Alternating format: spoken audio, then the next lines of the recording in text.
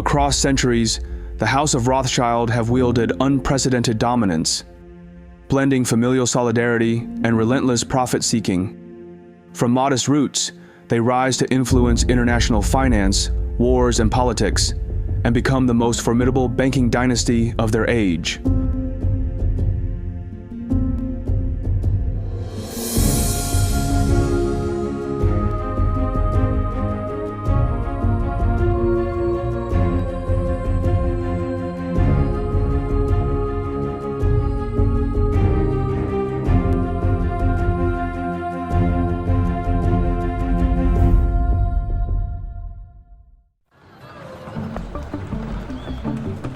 The Rothschild banking dynasty has an unlikely origin, an 18th century ghetto in Frankfurt, Germany. Like many of his time, Mayer Amschel Rothschild can't own land or farms due to his race. So, he follows his family's path and becomes a textile trader. The ghetto was not very encouraging. Shops spilled heaps of second-hand clothes and soiled household goods into the alley. Frankfurt Jews are barred from farming, from handicrafts, even from dealing in nobler goods such as weapons, silk, or fresh fruit. Mayer Rothschild quickly grows discontented with trading textiles and becomes eager to explore other ventures, ones that offer higher profit margins. He soon discovers that trading gold coins and antiques could be much more lucrative. Mayer Rothschild quickly establishes himself as a shrewd trader and uncovers a brilliant strategy known today as front-running. He worked as a court agent, much like today's stockbrokers. His main client was Prince William of Hesse-Kassel. Whenever William wanted to purchase gold coins, he would ask Mayer Rothschild to obtain them from the market. What Rothschild did was this. He would first buy the coins using borrowed money, then sell them to Prince William, effectively acting as both the buyer and the seller. This practice is known as front-running in modern terms. In doing so, he profited twice, once from the 8% commission fee, and also from front-running Prince William. By 1782, Mayer Rothschild has amassed a colossal fortune and earns the position as the investment manager for Prince William's vast wealth. But for Mayer Rothschild, it's just the beginning. To truly create a strong footing in the world of finance, he must evolve into a bank. Often when traders and court agents accumulated significant wealth through their financial dealings, they sought greater recognition and respectability. Transitioning into banking was a way to gain legitimacy and credibility. Getting into banking proves genius for Mayer. By the close of the 1700s, he's the richest man in Frankfurt. But still, for Mayer Rothschild, it isn't enough. He envisions a legacy beyond wealth, a family dynasty that stands the test of time, outlasting nations and empires. To me, it's always what's next, and I think that's what drives most very successful people. It's never about the money. I mean, that's a way of keeping score. It's about achievement, and it's about winning a game, and it's about upping the ante. To do that, he knows he needs to think bigger than just Frankfurt or even Prussia. To expand, he dispatches 4 of his 5 sons to the great capitals of Europe: Vienna, Naples, Paris, and the jewel of the empire, London.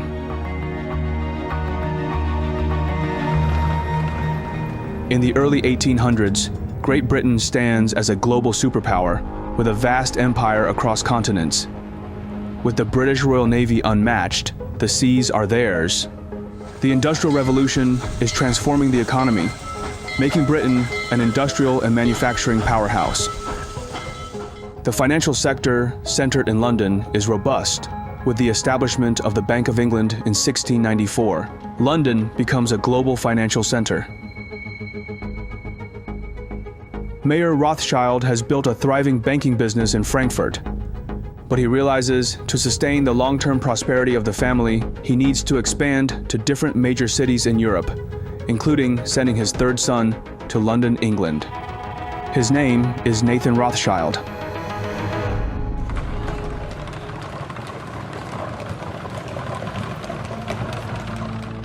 For Nathan Rothschild, the pressure is immense. He feels compelled to demonstrate to his father that he is equally capable of upholding the family legacy.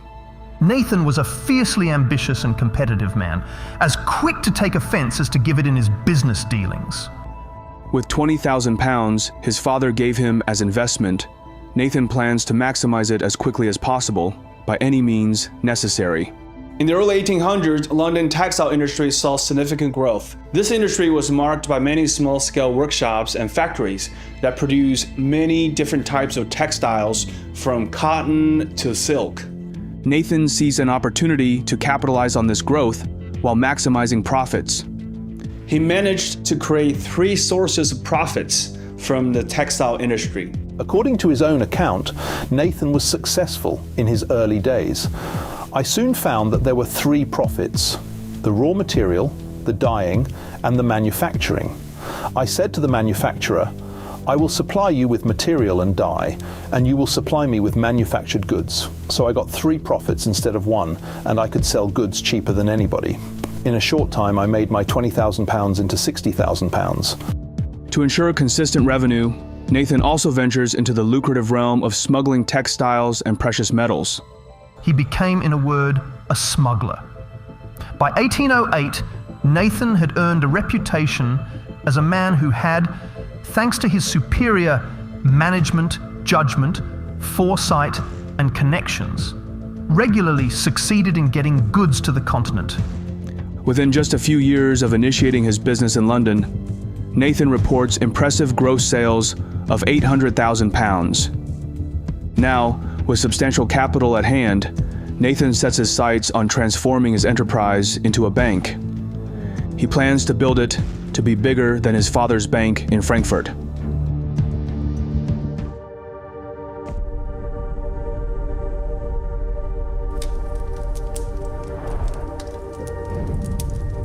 By 1812, Mayor Amschel Rothschild's health deteriorates rapidly.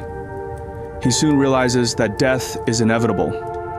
And to ensure the House of Rothschild remains prosperous, he urges his sons to put their family unity first and above all.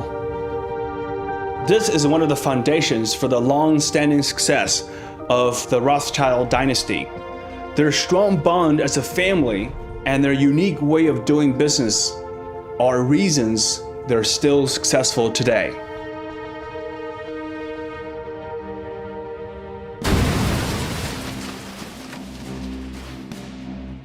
As the Rothschild sons establish their banking houses in different cities, Europe enters an age of wars set to span over a century.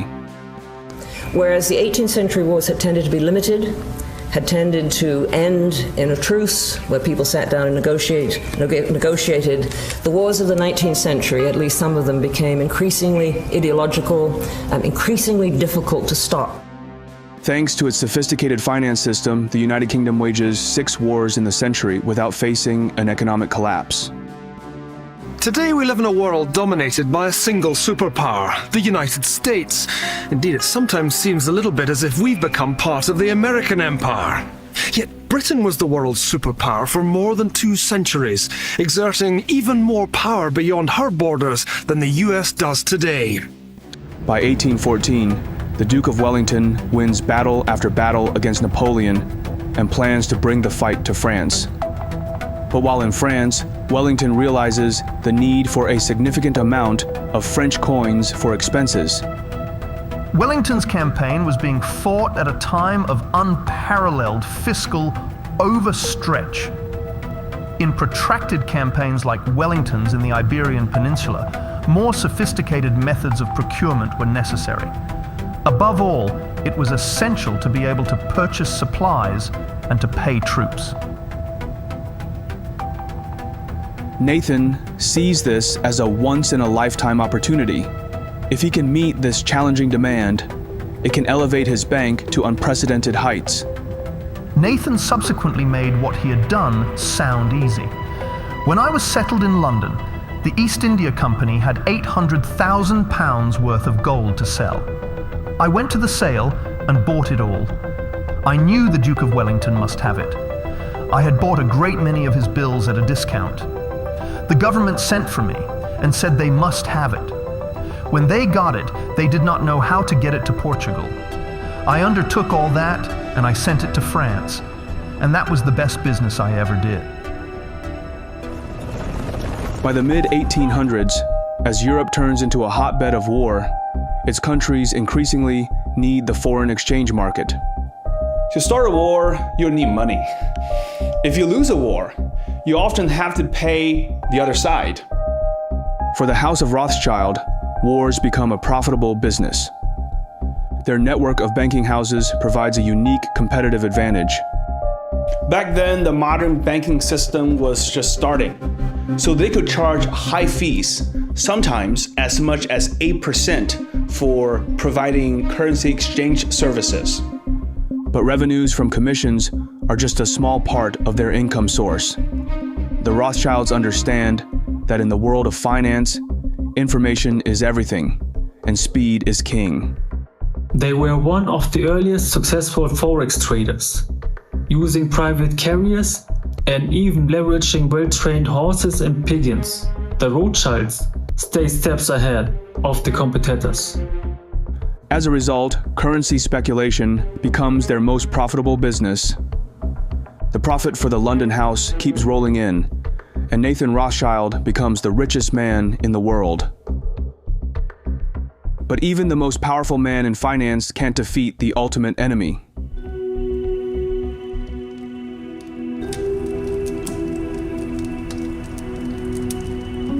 On July 28, 1836, the unexpected happens. Nathan Rothschild, the wealthiest man in the world, dies at the age of 58. This was surprising because the Rothschild family was known for living long lives. In fact, when Nathan died, his mother was still alive, and she lived to be over 90 years old. The London Times gathered itself up for one of its rare superlatives.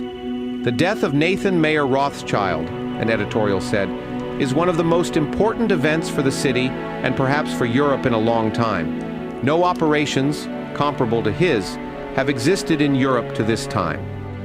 Nathan Rothschild's death has a huge impact on the market, but the House of Rothschild lives on without him. Thanks to a decentralized banking system they have created, the banks of Rothschild's family continue to thrive. But now, they need a new leader. Nathan Rothschild's youngest brother, James Rothschild in Paris, becomes the commander-in-chief of the family dynasty. For James, the pressure of being a Rothschild is immense.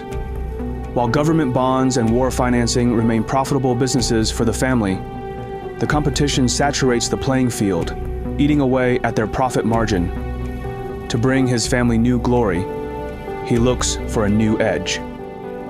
Nathan's youngest brother James was markedly less submissive to his will than the other three. The youngest brother was intellectually and temperamentally Nathan's equal. He also had the advantage of a better schooling. Even in acknowledging Nathan's leadership, James was less than deferential. James Rothschild soon sets his sights on a new burgeoning industry, the railroads. In the early 1800s, Europe witnesses rapid railroad expansion, starting with England's Stockton-Darlington line in 1825. Railroads revolutionize transportation, foster industrial growth, enhance trade, and reshape landscapes, ultimately connecting major European cities and regions. Throughout the 1840s, the Rothschilds provide financing for many railway ventures, reaping substantial profits from commissions and trading railroad bonds and stocks. The Rothschilds were clever with their money. They often used other people's money to reduce their own risks. James Rothschild played a big part in what was known as syndicate in France during this time. By now, the Rothschilds are more than bankers, but the bank remains at the heart of the family business and generates the funds that are then invested in assets that are in increasing demand. Metallurgy, mining, and above all, railways.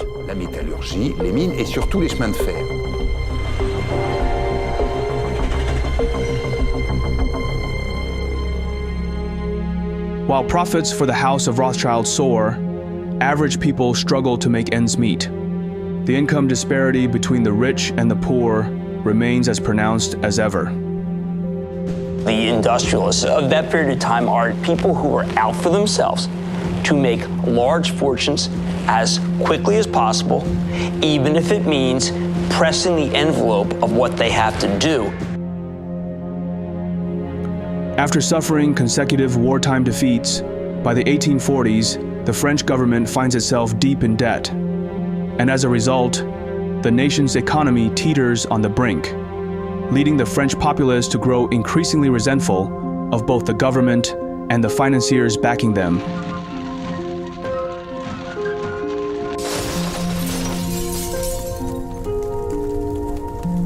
Within days, the Rothschild Bank in France nears its breaking point. As the head of the French bank, James is desperate to save his institution. He turns to his nephew in London, Lionel, the son of Nathan Rothschild, for assistance. The French Revolution brought their houses in Vienna and Paris to the brink of insolvency, obliging the others in London to bail them out. By then, the Rothschild family's banking business had been around for almost 2 generations.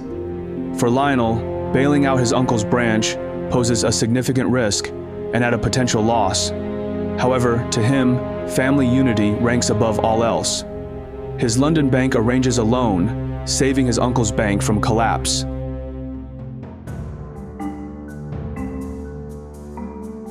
But it doesn't stop there. Lionel Rothschild believes in prioritizing his family, but he also feels compelled to uplift his people. Lionel thinks that to further the cause of eliminating prejudice against people of his ethnicity, it's beneficial to enter government. Lionel had a lot of money, so he used the money to buy a lot of press to help him get elected. By the middle of the 19th century, most of the restrictions on British Jews had been done away with. The Commons passed a bill permitting the seating of a Jew. In August 1847, Lionel de Rothschild mounted the hustings as Liberal candidate for the City of London. Lionel was elected. There is a problem. To be fully sworn in as a member of the Commons, he would have to recite an oath to the Holy Scriptures. But Lionel refuses and insists he will swear only on the Old Testament. Becoming part of the government is monumental for the House of Rothschild. As James Rothschild ages, Lionel gradually assumes the role of the family's patriarch. But what Lionel doesn't realize is that, though the House of Rothschild reigns supreme in Europe, a new banking empire emerges, poised to challenge their dominance. The early success of Rothschild is largely attributed to information, intelligence, and knowledge. Nowadays, learning anything is much easier as we have access to vast resources online. One of the best ways to learn math, data science, and computer science interactively is with Brilliant.org. Brilliant is fantastic because it offers more than online learning. It's interactive, visually engaging, and perfect for busy individuals. Complex topics are broken down into bite-sized lessons, making it easy to master concepts with just 15 minutes of practice a day. Recently, I've been diving into their cryptocurrency course, learning about blockchain, and it helps me get a better understanding of crypto projects and whether they're worth investing in.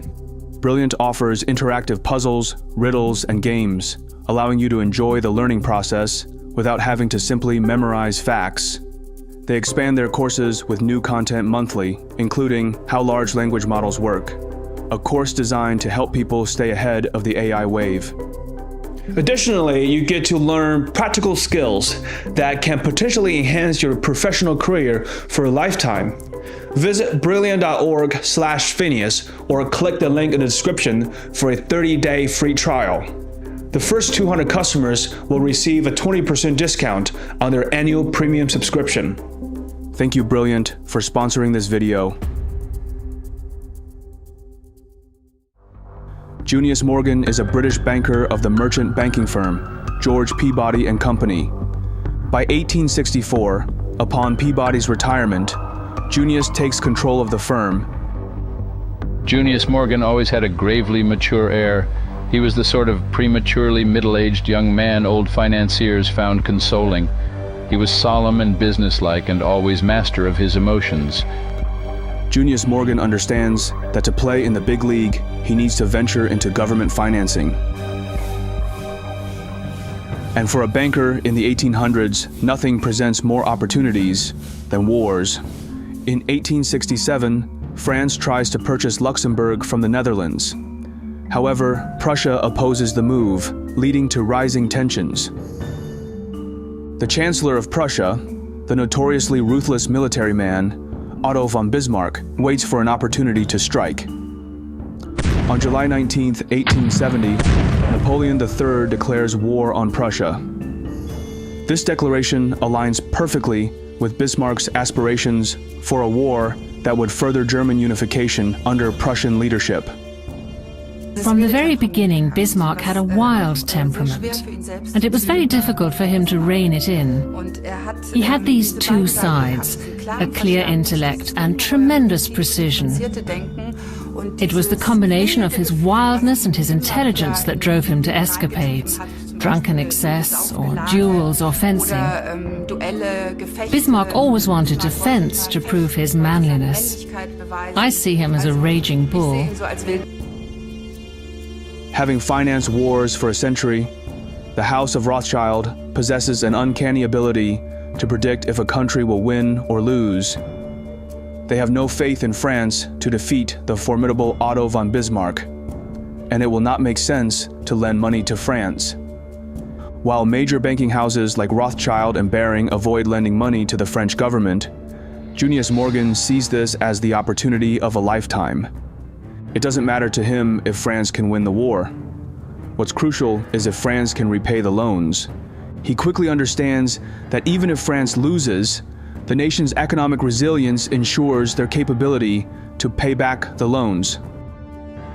Although French politics was very shaky at the time, the French economy was very diversified, and more importantly, it had a very efficient tax collection system.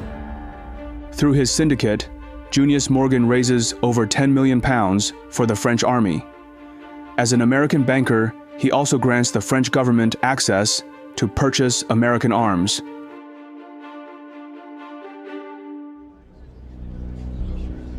The war resulted in a decisive German victory. The conflict ended with the Treaty of Frankfurt in 1871, leading to significant territorial losses for France and the proclamation of the German Empire in the Hall of Mirrors at the Palace of Versailles. When the war ended, the defeated French didn't renege on the loan, as Bismarck predicted. Instead, they prepaid the bonds in 1873. As a result, Junius Morgan walks away with a fortune from this windfall. The loan netted him a whopping £1.5 million.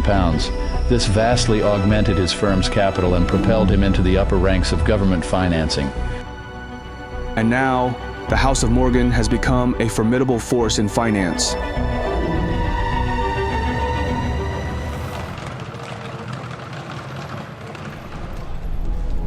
While Junius Morgan strives to establish his banking dynasty, the House of Rothschild faces mounting challenges. Following the death of James Rothschild in 1868, the younger generations of Rothschilds become increasingly fragmented. To rebuild their prestige, they look beyond Europe, investing heavily overseas, allocating 37% of their portfolio to Egypt and financing Indian railroads. But to truly recapture their past success, they need a more expansive marketplace. As old empires fade, a new empire emerges, bigger and more powerful than any of the world has ever seen. From the 1850s to the 1870s, America experiences significant growth, propelled by the Industrial Revolution, westward expansion, and the completion of the Transcontinental Railroad in 1869. This era witnesses the ascent of industrial magnates. Cornelius Vanderbilt reigns in railroads, Andrew Carnegie in steel, and John D. Rockefeller in oil, culminating in the formation of Standard Oil. These tycoons transform American business, introducing innovations and fresh organizational structures. The story of America isn't just the story of the patriots that helped build the democracy. The reason the United States is the leading economy in the world is because of the work of entrepreneurs who created entire industries that propelled the United States to be the leader of the free world. For years, the Rothschilds underestimated America, deeming it a land of madmen. But seeing the rise of the House of Morgan and Wall Street's emergence as the new global financial hub, the House of Rothschild starts to pursue more business opportunities. And nothing presents better opportunities than when there is blood on the street. For America, that day arrives on May 9th, 1893. Following decades of a booming railroad market, the industry, plagued by overexpansion and overbuilding, suddenly collapses. The result is one of the worst depressions in history, the Panic of 1893. The president, Grover Cleveland, is determined to maintain the gold standard and refuses to engage in expansionary fiscal policies such as tax cuts and increased government spending. Back then, the US dollar was not the main global currency. The British pound was. President Cleveland felt that to maintain the credibility of the US government, he must maintain the convertibility of dollars to gold. The Cleveland government is running dangerously low on gold reserves, so he calls on J. Pierpont Morgan for assistance. Around this time in the late 1800s, Junius Morgan had passed away in a traffic accident, making J. Pierpont Morgan the head of the House of Morgan. The federal government is days away from depleting its gold reserves. Morgan understands the outcome will be disastrous for the young country and for his own banking empire. And he knows there is one family with access to a vast amount of gold that can help the federal government: the House of Rothschild. For the last 3 decades, the Rothschilds have been strategically investing in mining operations for gold and silver. Their interests in gold mining grew rapidly. Moreover, many of the bond issues handled by the Rothschilds in this period were linked to the recipient's adoption of the gold standard. J.P. Morgan raises $65 million by issuing government bonds and uses the money to negotiate with the Rothschilds, purchasing 3.5 million ounces of gold for the Fed. Back then, banks really liked doing business with the government. Why? Because governments usually pay back their debts, and they can always collect more taxes if needed. The collaboration of Morgan and Rothschild makes their bond offering one of the most sought-after investments. The gold bonds sell out in 30 minutes when offered to the public. America enters the world scene as a new empire, one that rivals any in the history of the world, a superpower. While the Rothschilds successfully expand their business reach in America and throughout the world by the late 1800s and early 1900s, the old empires in Europe head for another major showdown. By the early 1900s, tensions among European powers reach a boiling point, fueled by imperial rivalries, military buildups, and complex alliances. While the path to war threatens businesses with potential catastrophe, the House of Rothschild sees an opportunity to capitalize on the growing tensions. The head of the London Rothschild Bank is Natty Rothschild. He advocates for the British government to expand its naval capabilities. So many European countries started to spend more on their militaries. For that, they needed money. What the Rothschilds don't realize is that the war that is about to unfold will be more brutal and deadly than any they have ever encountered before.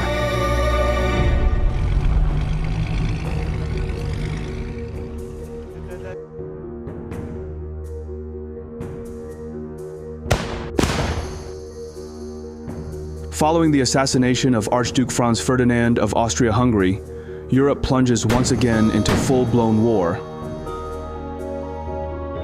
Look at Serbia. Serbians are saying, we don't want to be ruled by the Austro-Hungarian Empire. That's an old, tired, imperialistic structure. We are our own country. It's the Serbians who assassinate Archduke Ferdinand and his wife Sophie, and of course, that's the trigger that begins the whole conflict.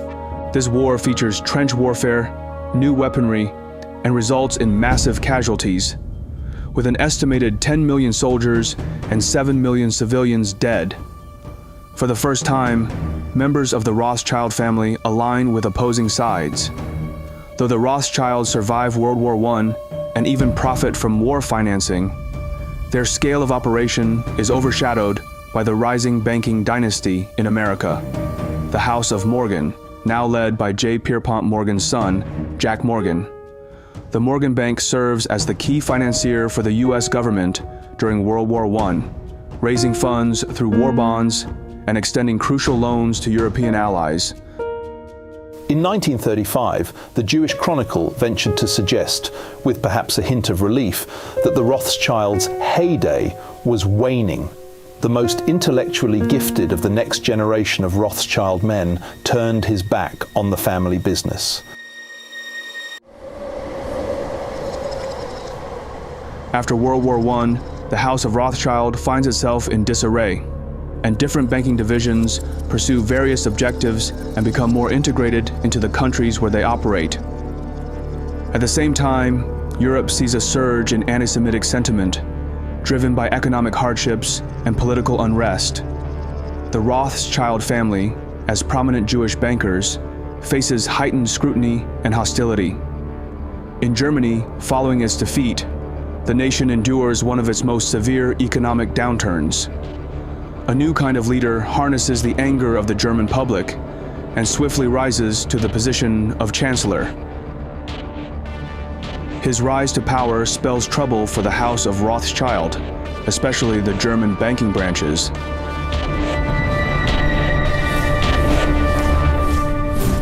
In 1939, just 21 years after the end of World War I, the biggest war in human history erupts. In the spring of 1940, Hitler secures victory after victory. Denmark and Norway quickly fall under occupation. Next, the German army sweeps across the Netherlands and Belgium. Europe makes a desperate stand in France, but it's no match for German armor and air power. And by June, Hitler's in Paris. Britain is the Germans' next target. If Hitler conquers Europe, the House of Rothschild will face its certain demise. While some Rothschild members engage in resistance movements against the Nazi occupation, many flee Europe to escape persecution, seeking exile in safer countries. When German tanks rolled into Paris in 1940, the French Rothschilds were in grave peril. The older ones, Edward, Robert, and Maurice, managed to escape. They ended up by sundry paths and stops in the United States or England. As a result, the family endures significant financial and personal losses as their assets are seized and properties confiscated. General Eisenhower informs me that the forces of Germany have surrendered to the United Nations.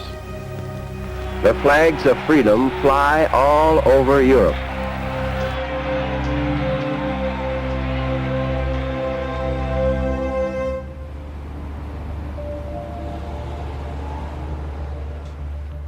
As the Rothschild dynasty becomes increasingly fragmented, N.M. Rothschild of London takes on the challenge of rebuilding and carving out its own direction. For N.M. Rothschild and Sons, their core competitive advantage remains government financing. This has also been a core strategy of the Rothschilds. They worked closely with the government to finance big projects. The Rothschild believed that as long as they had good relationships with the governments of strong countries, their business will always do well. Rather than aiming for expansion, Rothschild preserves its business model as a private club, financing elites while evading public scrutiny. By the 1970s, a future media mogul seeks N.M. Rothschild's assistance. His name is Robert Maxwell. Maxwell served in the British Army during World War II. After the war, he worked for British intelligence and later entered the publishing industry. In the 1950s and 1960s, Maxwell acquired several British publishing companies, including Pergamon Press and Mirror Group newspapers. He had a traumatic beginning to his life as a child, and most of his family were wiped out in the Holocaust. I think the experience of extreme poverty and great hardship scarred him for life. Not being poor became an absolute imperative. But to expand his business empire, he will need money, lots of money, the type only powerhouses like the Rothschilds can provide.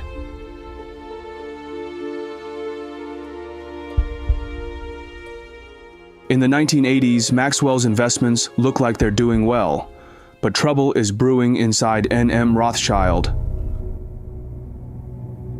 Lord Victor Rothschild and his son Jacob are on one side, fighting with their cousin, Sir Evelyn de Rothschild. Around this time, the banking world was changing a lot. Bigger banks were acquiring smaller ones, making them mega banks, and new ways of making money, like derivatives and options, came up in the 1980s. These new tools help banks make more money and also help them manage risk better. Jacob Rothschild believes the bank must adapt to modern corporate strategies and pursue aggressive expansion. Sir Evelyn, who leads N.M. Rothschild and Sons, asserts that modernizing the ownership structure risks the family's absolute control. He insists the Rothschilds' bank must always be wholly owned by the Rothschilds, even if it demands short-term sacrifices.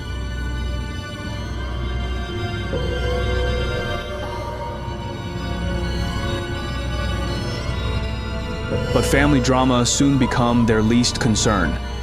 A massive scandal erupts, threatening the Rothschilds' reputation. The millionaire newspaper publisher Robert Maxwell is dead. He disappeared overboard from his private yacht early this morning while cruising off the Canary Islands. In the early 1990s, revelations surface that Maxwell misappropriated hundreds of millions from his employees' pension funds to sustain his enterprises and luxurious life.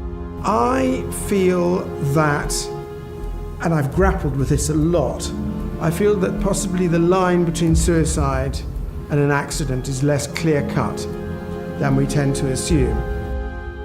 Maxwell's mysterious death in 1991, after vanishing from his yacht near the Canary Islands, spurs investigations into his financial misdeeds. While the Rothschilds' involvement in Maxwell's demise remains unclear, the event blemishes their reputation. But for Sir Evelyn de Rothschild, the scandal reaffirms his beliefs about the bank's need for discretion and privacy.